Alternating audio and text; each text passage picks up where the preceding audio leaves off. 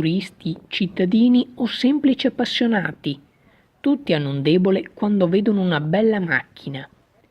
Se poi questa ha anche fatto la storia delle quattro ruote, allora è subito amore.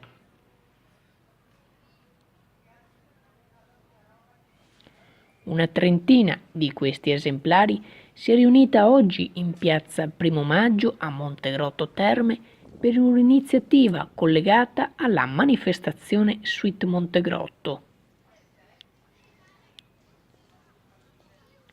Dalle 500 alle Abarth, dalle Alfa alla classica Topolino, ma presenti anche Ferrari, Porsche, Mercedes e molti altri brand famosi.